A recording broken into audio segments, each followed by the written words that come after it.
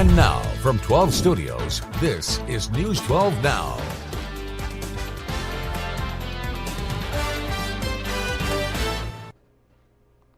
Hello, good morning. Today is August 5th. My name is Robin Key, and we are very happy to have you with us today. Now, let us get into the headlines that you need to know right now. New this afternoon, we have the mugshot of a man arrested in McCurtain County after a fatal stabbing. 56-year-old Eric Rankins is charged with first-degree murder. The sheriff's office says over the weekend, Rankins showed up in a person's house saying he had stabbed his cousin at their home in Broken Bow. Officers found the cousin with several stab wounds and was pronounced dead. The OSBI is now on the investigation. An Ardmore teacher who's been charged with child abuse has a new trial date. Betty Plankta-Lewis's trial was set to begin yesterday, but now it has been moved to October. She was arrested and charged last summer after she allegedly was recorded abusing two young students at Will Rogers Elementary School. The school board fired her a few months later. Authorities in Bryan County are searching for a Durant woman who was last seen nearly 2 weeks ago. 43-year-old Sandra Menchakan was last seen leaving her home on the evening of July 19th. A missing persons report was filed 3 days later. Authorities say she may be in danger. We're taking this very seriously. We're continuing the investigation on a daily basis. We're following up with leads and we're looking for a resolution. Sandra was last seen wearing a blue shirt, black shorts, and athletic shoes.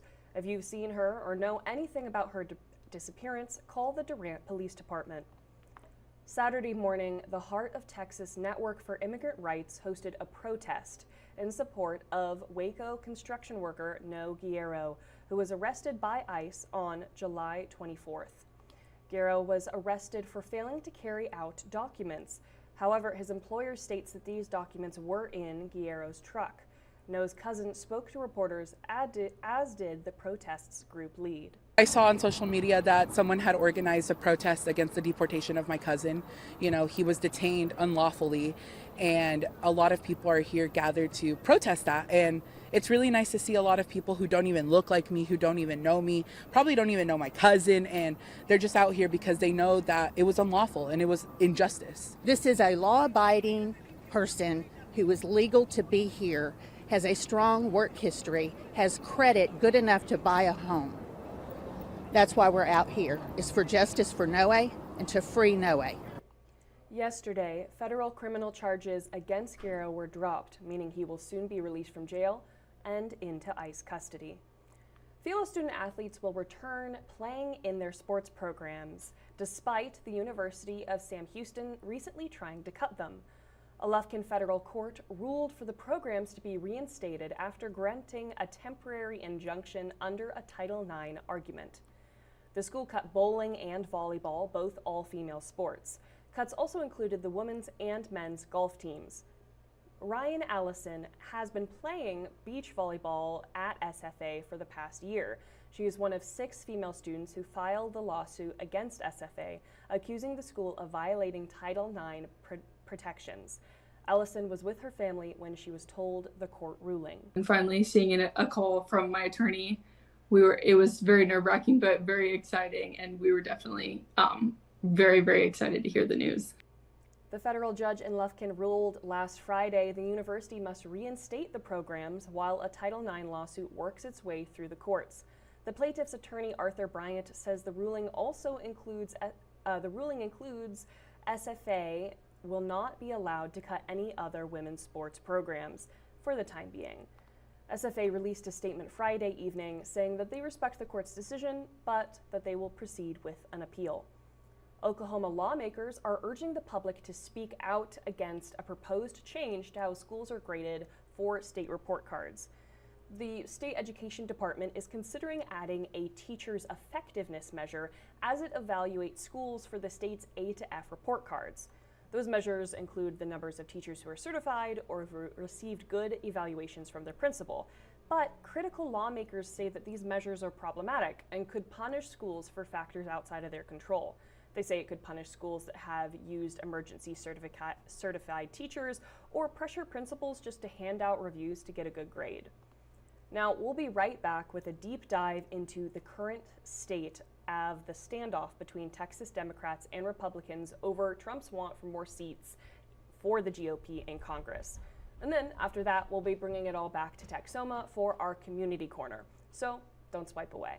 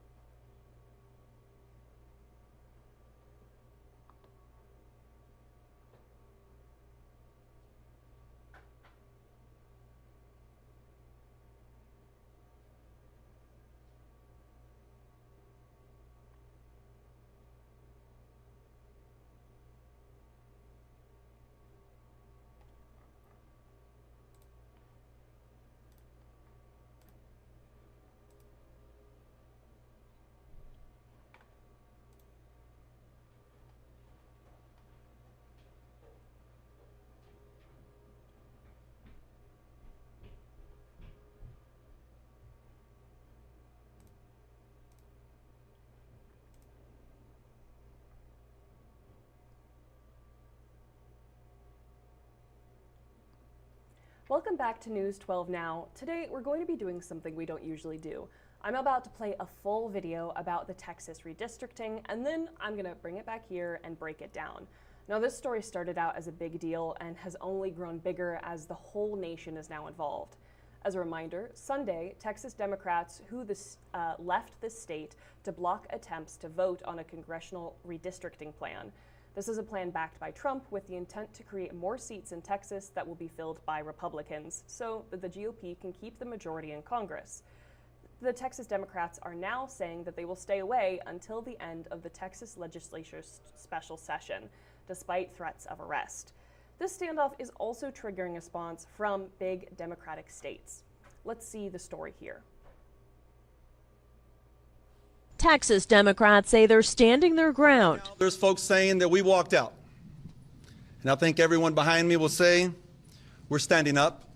And as Texans would say, we're standing tall. Appearing this morning alongside the Democratic National Committee chair and the governor of Illinois. Texas Republicans are trying to diminish the voting power of their own constituents, and in doing so, diminish the rights of Illinoisans and all Americans. Back in Texas, State House GOP leaders issued civil arrest warrants for the more than 50 Democratic lawmakers who left to block a vote on newly proposed congressional districts. There will be consequences. Texas Republican legislators drew the new maps after President Trump said he wanted to increase the GOP's chances of picking up more seats in the state. I won Texas. I got the highest vote in the history of Texas, as you probably know.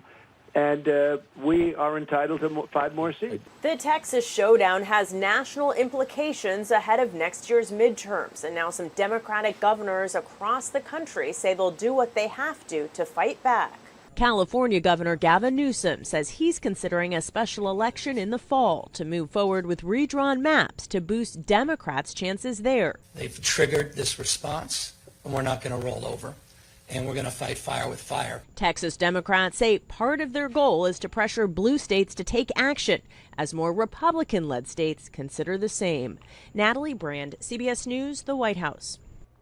According to our experts, Governor Greg Abbott cannot directly remove House members from office, despite his threats to do so.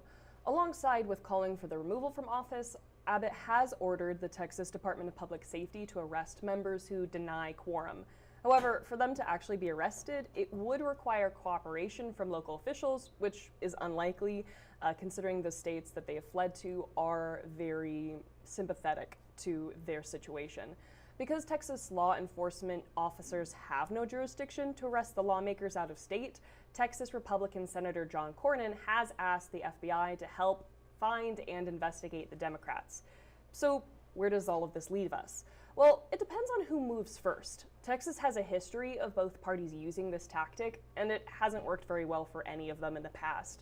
Other Republican states are now talking about redistricting, Missouri and Florida Republicans have floated the idea, and then on the Democratic side, New York's Governor Kathy Hirsch has said she's exploring options, as are some Maryland state lawmakers. It really all comes to what happens next, and don't worry, stay with us, we will make sure that you know. Now don't go away, we'll be right back at home in Texoma as it'll be time for our community corner. So make sure not to exit out quite yet.